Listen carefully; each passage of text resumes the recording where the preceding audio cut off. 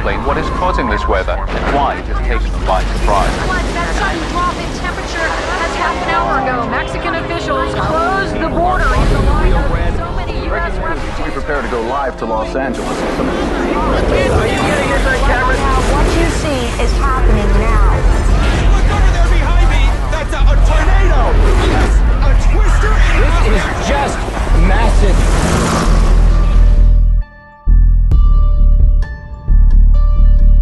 Our newsroom started getting phone calls and emails at about 11 o'clock, what some viewers describe as a meteor shower. People from all over the state reporting seeing it, those bright lights in the sky going from south to north. Officials in Texas are now examining 2 videos capturing this officer-involved shooting in San Antonio. Bro, they just shot that bro. This video shows veteran officers Greg Vasquez and Robert Sanchez shooting and killing 41-year-old Gilbert Flores Friday afternoon. Violence on the streets of the Ukrainian capital, Kiev, now turning deadly. A grenade thrown from the crowd, killing 1 soldier, injuring several others. These street battles pit Ukrainian nationalists against the Ukrainian parliament.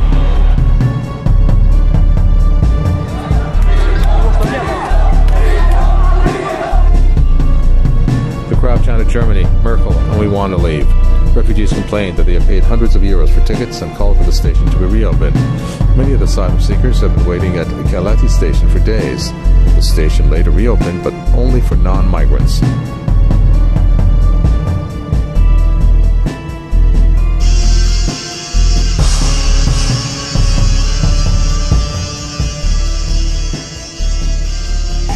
Some pretty stunning video from inside the Hurricane Hunters plane over the weekend. Can you guess where they are? Probably pretty tough to tell which hurricane they're in, but you know, you might be able to ascertain that they are inside the eye of a hurricane. That's Hurricane Ignacio out in the Pacific. It's actually a hurricane that's not too far from Hawaii, although it's going to be a little bit of a miss. But even though the eye wall has kind of broken down a little bit on Monday, look at this video of the satellite loop on Sunday. You can see it had a well put together eye, and look at that. They're looking at just a wall of clouds. That's actually the eye wall. Big, tall thunderstorms. And you can see down below them a couple of fair weather clouds in the center of the eye. Just really, really cool stuff.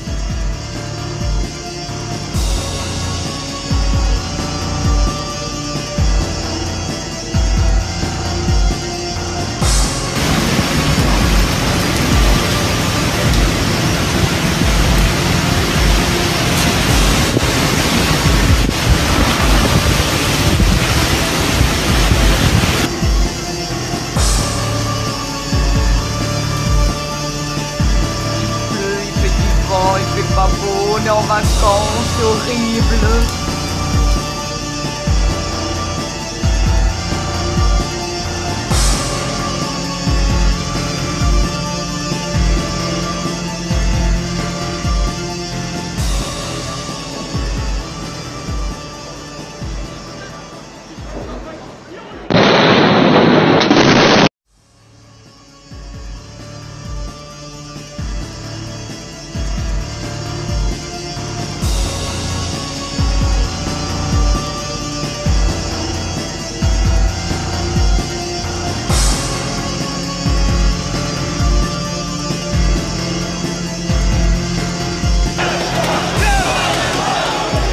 On the streets of the Ukrainian capital, Kiev, now turning deadly. A grenade thrown from the crowd, killing 1 soldier, injuring several others. These street battles pit Ukrainian nationalists against the Ukrainian parliament, which just approved giving greater autonomy to the eastern regions of the country, now controlled by Russian troops and pro-Russian separatists. Ukraine's Western-backed president scolded protesters for attacking Ukraine over Russia. It is very sad that some members of the parliamentary coalition attack the president and the supreme commander-in-chief of their own country instead of directing their burgeoning energy to counter the external enemy. Russia has strengthened its hold on the east, and the war has raged on, with more than 6,000 killed since April last year. 2 ceasefire agreements in tatters.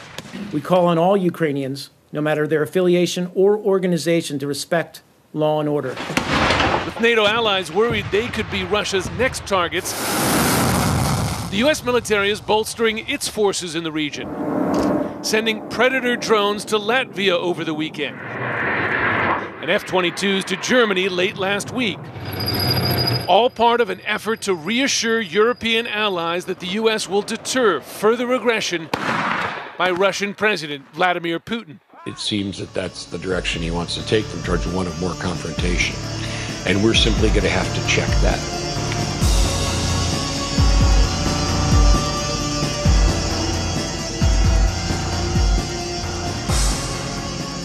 Hey, we all know what caused those streaks that lit up the sky last night. Our newsroom started getting phone calls and emails at about 11 o'clock, what some viewers describe as a meteor shower. People from all over the state reporting seeing it, those bright lights in the sky going from south to north. Well, today NASA says the object was likely the Cosmos 1315 payload, an old Soviet Union surveillance satellite that was launched back in 1981. They will slowly decay and eventually burn up when they hit the atmosphere of the Earth. And one reason why it was so noticeable was that it's a really big satellite. It's over 2 tons. And so all that matter hitting the atmosphere and burning up created quite a light show for parts of the Hawaiian Islands. Officials say whatever did not burn up while entering the Earth's atmosphere likely fell into the Pacific Ocean, and it did not cause any threat to the public. Kenny, a lot of people had their opinions on what that object was. Some thought it was a plane going down, others a meteor. Even aliens were thrown out there as a possibility. Tonight, NASA has the answer. If you were outside late last night, there's a chance this caught your attention. And when we looked up, we seen it spreading out and crossing across Maui was right overhead. Pretty much sounded like fireworks was crackling.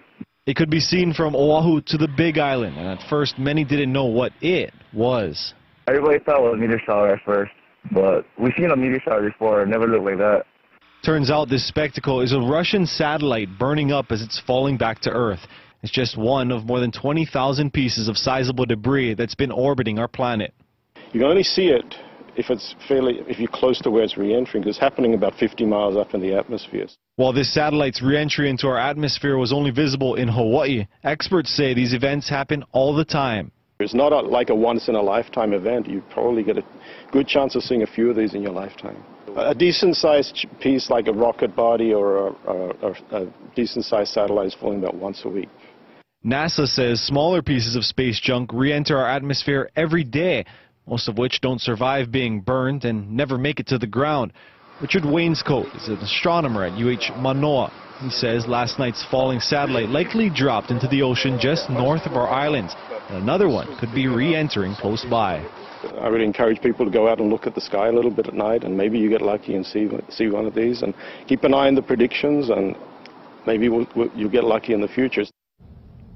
And according to the aerospace.org website, the next satellite that's falling back to Earth could be happening right now, somewhere between us and California. It's a Chinese satellite. Now, back to last night's Russian satellite. It went up in space back in 1981. It took 34 years to finally re-enter our atmosphere. According to the experts, any object within 620 miles of the Earth will eventually get pulled back to the Earth within a few hundred years. Objects orbiting closest to us can take just a few months to re-enter, and objects farther than 620 miles from us can take thousands of years.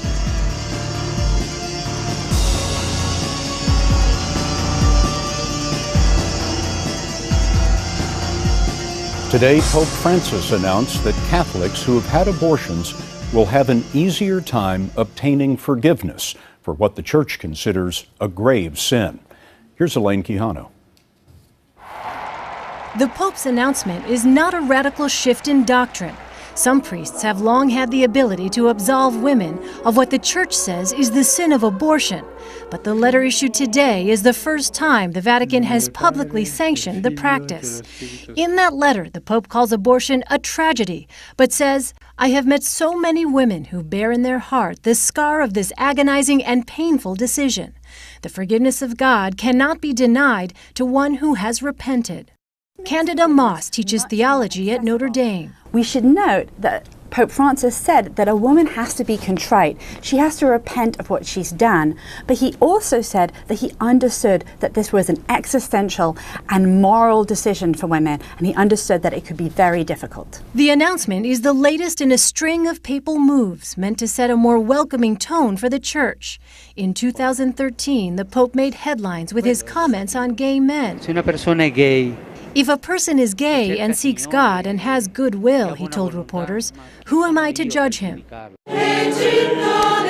And last Easter, the Pope washed the feet of prisoners, a symbol of the Church's role in serving the needs of all people. None of the Pope's pronouncements have meant a shift in Church teaching, but masses instead are aimed at bringing Catholics who felt alienated back to the Church.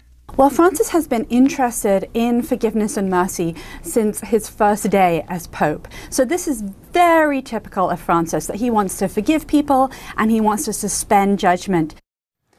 The Pope's announcement today comes just weeks before his first trip to the United States. Starting September 22nd, he'll visit Washington, D.C., New York, and Philadelphia, and will wrap up with a Mass in Philadelphia on the 27th. Scott, about 1.5 million people are expected to attend that event. It'll be something to see. Elaine, thanks very much.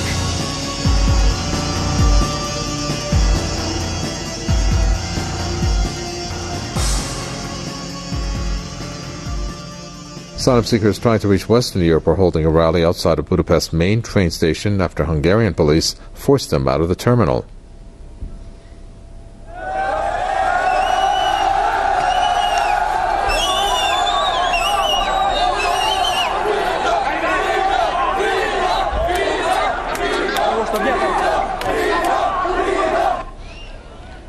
The crowd chanted Germany, Merkel, and we want to leave. Refugees complained that they had paid hundreds of euros for tickets and called for the station to be reopened. Many of the asylum seekers have been waiting at Keleti station for days. The station later reopened, but only for non-migrants. Officials say that Hungary is trying to restore order and enforce EU rules. A record number of 3,650 asylum seekers reached the Austrian capital from Hungary by train on Monday. German police also say they have registered a record number of 2,200 refugee arrivals in a key southern border region with Austria in the past 24 hours.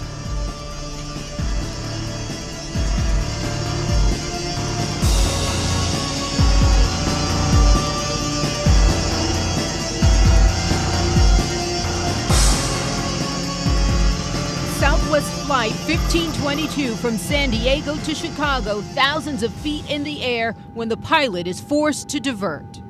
Airport security is advising they had 10 people fighting on an airplane. Therefore, the airplane is now being diverted to Amarillo. They're requesting officers to assist. While the Boeing 737 was mid-air, the airline says a crowd of passengers became unruly, refusing to, quote, obey instructions of the crew. They were fighting with the flight attendant because the flight attendant wouldn't allow them to have alcohol, because they were already being too loud during the flight. Police detained 6 passengers. They were hauled off in handcuffs. 6 other passengers, also traveling with the group, chose to get off the plane as well. Help me! Please help me! Mid-air brawls and disruptions are on the rise. The disturbances ranging from passenger-on-passenger smackdowns and attacks on crew members. I can't breathe! To mental problems. From 2007 to 2013, there were more than 28,000 reported cases according to the airline industry, and about 19% of the incidents called for police intervention. And the flight diversions can be costly, in some cases more than $200,000. Check your passport. The industry is working to toughen its stance on passengers behaving badly, but the challenge has been getting them prosecuted. In most instances, the prosecutors say they lack jurisdiction to go after the passengers. All 6 men face the federal charge of interfering with a flight crew. Their first court appearance is Wednesday at the federal court in Amarillo. The FBI and local police are leading this investigation. Renee Marsh, CNN, Washington.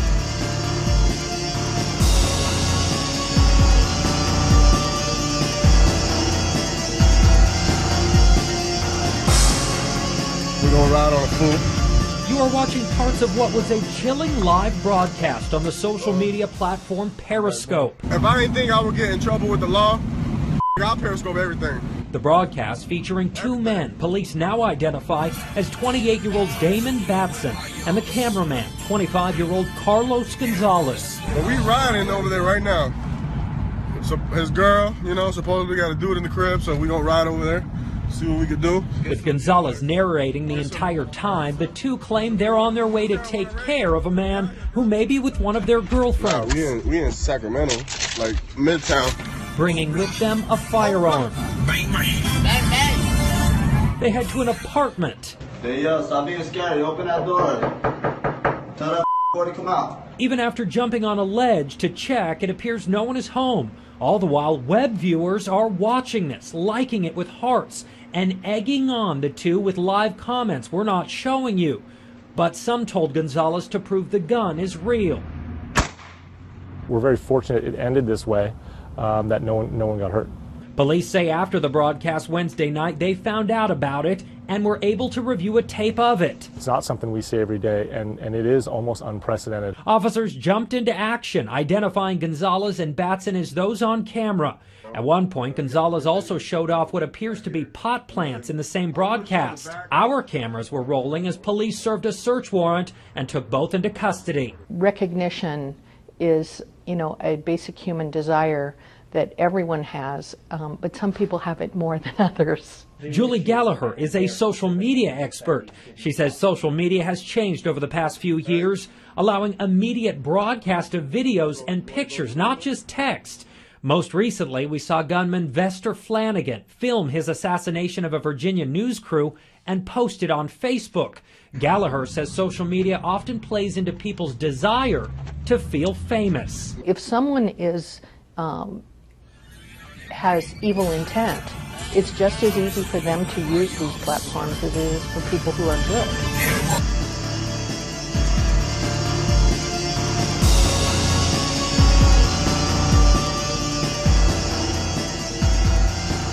We want to warn you, the video that has been released that you're going to see in just a moment is very disturbing.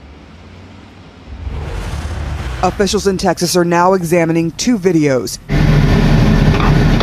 capturing this officer-involved shooting in San Antonio. Bro, they just shot that bro. This video shows veteran officers Greg Vasquez and Robert Sanchez shooting and killing 41-year-old Gilbert Flores Friday afternoon. Bro, they just cold-blooded shot that. Michael Thomas recorded the video and tells us he was surprised to see the officers open fire when Flores clearly had at least one arm raised. I was just thinking, like, if he stepped back, why would they shoot him then after they were just kind of going back and forth for so long? And then you shoot him after he steps back, not attacking you or anything like that. Officials say the second video, not released to the public, shows a much closer and clearer angle. The Bexar County DA and sheriff both discouraging knee-jerk reactions. I don't have to say anything that anybody can't get to that conclusion on their own when they look at the video. They're troubling. But what I encourage people to do is not react.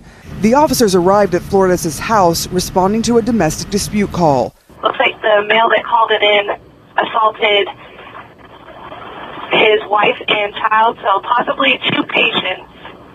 And he is also threatening suicide. When police arrived, they say he was armed with a knife and resisting arrest. They also tried to use non-lethal weapons to try and detain him.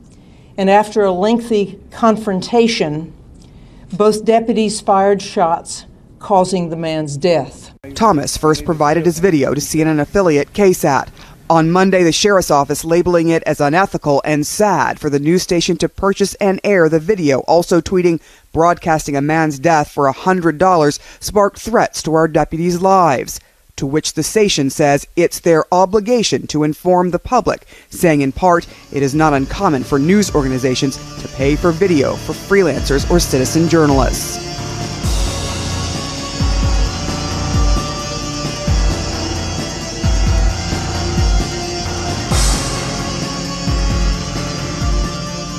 The Kentucky County clerk defying the Supreme Court over same-sex marriage is being ordered to appear in federal court tomorrow. I've asked you all to leave. You are interrupting my You can call the police if you want us to leave. You can call the police. I pay your salary. I pay your salary. I pay you to discriminate against me right now. Kim Davis turned away same-sex couples seeking marriage licenses again Tuesday, citing her religion. Dean Reynolds is outside the Rowan County Courthouse in Moorhead, Kentucky, with new details about the woman taking a stand. Dean, good morning. Good morning. Well, Kim Davis served here as deputy clerk for nearly 30 years before being elected to the top job last November when she replaced her mother. She is expected back at the job today and has no plans to resign. We are not issuing marriage licenses today. So Based on what? I would ask you all to Why are you not go issuing ahead marriage licenses today? For a fourth time on Tuesday, David Moore and his partner David Ermold were denied a marriage license. Under whose authority are you not issuing licenses? Rowan County Clerk Kim Davis stopped issuing licenses to all couples in June when the Supreme Court legalized same-sex marriage nationwide. Did God tell you to do this? Did God tell you to treat us? I don't believe in your God. I asked you all to leave. The Apostolic Christian cites her religious beliefs, saying in a statement, to issue a marriage license which conflicts with God's definition of marriage, with my name affixed to the certificate, would violate my conscience. It is a heaven or hell decision. Davis herself has been married 4 times to 3 different men. Her attorney, Matt Staver. 4.5 years ago, Kim Davis was a completely different person. She made a lot of mistakes. She regrets many of the decisions that she made, and she loves the Lord, and she doesn't want to be disobedient. After 4 couples sued Davis in July, a federal judge ordered her to issue the licenses. An appeals court upheld that decision, and on Monday, the U.S. Supreme Court refused to intervene. I was 100% expecting to get a license today. I'm shocked, actually, that someone, when they're at the end of all their appeals, is still willing to just buck authority and buck the system. Now, Kim Davis just showed up at the courthouse here today. She could face stiff fines and even jail time if the judge at tomorrow's hearing finds her in contempt of court. Gail? All right, everybody's watching. Thank you, Dean Reynolds. The county clerk in Kentucky taking a stand against the Supreme Court over same-sex marriage has been ordered to appear tomorrow in federal court. Kim Davis is back at work this morning at the Rowan County Courthouse. She again refused Tuesday to issue marriage licenses. That led to a confrontation with couples who showed up to get married. You're telling us that we don't deserve the same rights that you do, that you have, that you've enjoyed your entire life. Would you do this to an interracial couple?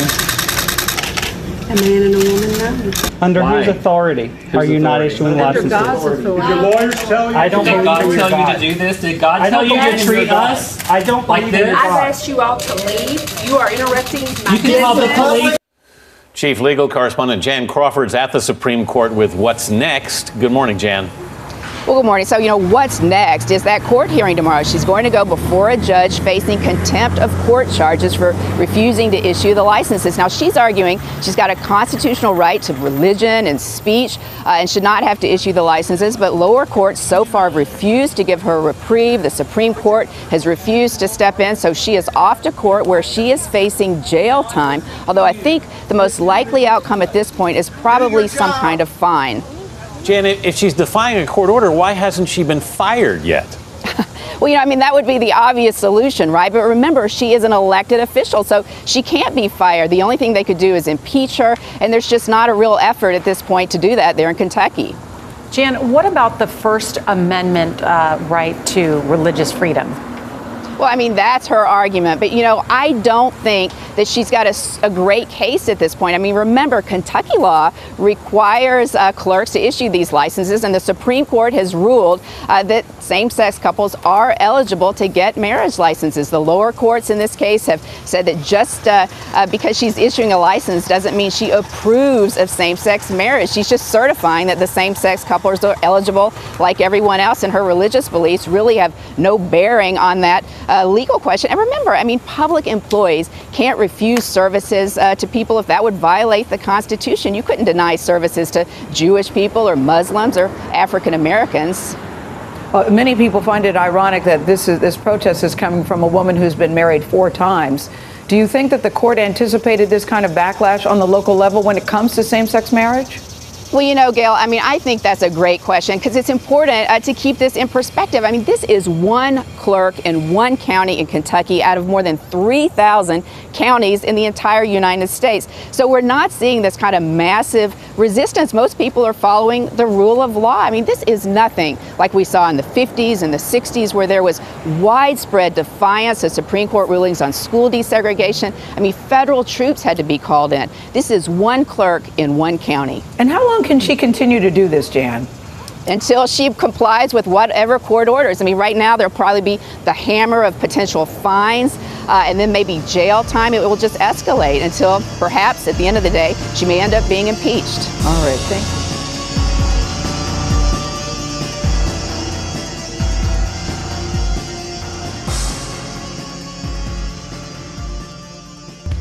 Clashes have once again broken out in the Turkish city of Istanbul over renewed police violence against the Kurds. Protesters chanted slogans against President Recep Tayyip Erdogan and his policies towards Kurdish people. Police used tear gas, rubber bullets and water cannon to disperse the angry crowd.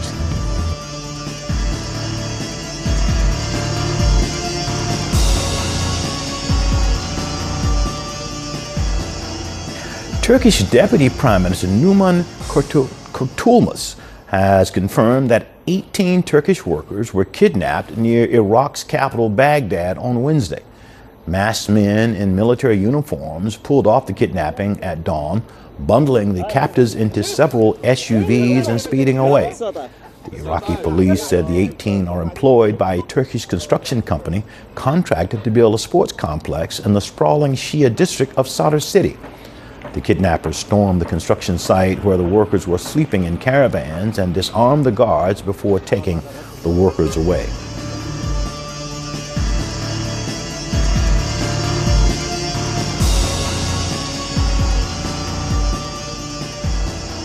The United States is reportedly carrying out a clandestine drawn-out campaign in Syria. The Washington Post has reported that the CIA and U.S. Special Forces are using unmanned aerial vehicles to kill key Daesh terrorists.